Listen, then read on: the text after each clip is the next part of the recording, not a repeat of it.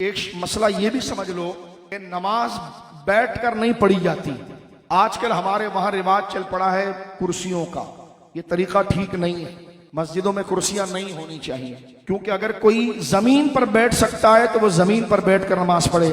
کرسی پر بیٹھنا تعظیم ہے، اور رب کے آگے بندہ اس طرح نہ بیٹھے. رب کے آگے بندہ عاجزی سے بیٹھے. کوئی کہے جناب میں سجدہ نہیں کر سکتا، تو بیٹھ کر نماز پڑھو. آلتی پالتی ڈال کر زمین پر بیٹھ جاؤ، زمین پر بیٹھ کر نماز پڑھو، کرسی پر نہ پڑھو. کرسی میں ایک حیثیت بندے کی پڑتی ہے، تو ایسی اپنی حیثیت بنا کر وہ خدا کے آگے کیسے کھڑا ہو سکتا ہے؟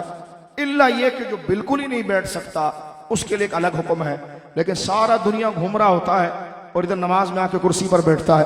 جب خدا سے عاجزی نہیں ہے تو تیری عبادت کیسی ہوگی؟ یہ میرے اور آپ کے لیے حیا کی بات. اگر آپ کہتے ہیں میرے گھٹنے میں درد ہے میں جھک نہیں سکتا، تو زمین پر بیٹھ کے نماز پڑھیں. آپ کرسی پر کیوں بیٹھ؟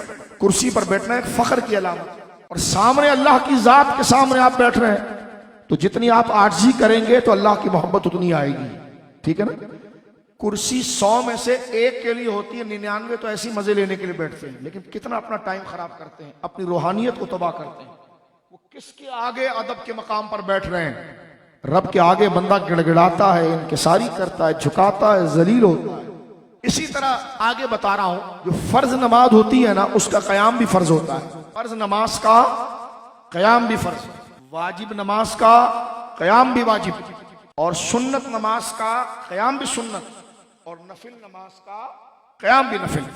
نفل نماز آپ بیٹھ کر پڑھ سکتے ہیں، گناہ نہیں ہے.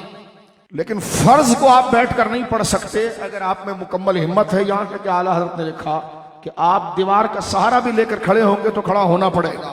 اللہ ایسا خوف اور ایسی رجا اور ایسی عاجزی ہمیں عطا فرمائے. بولیے آمین.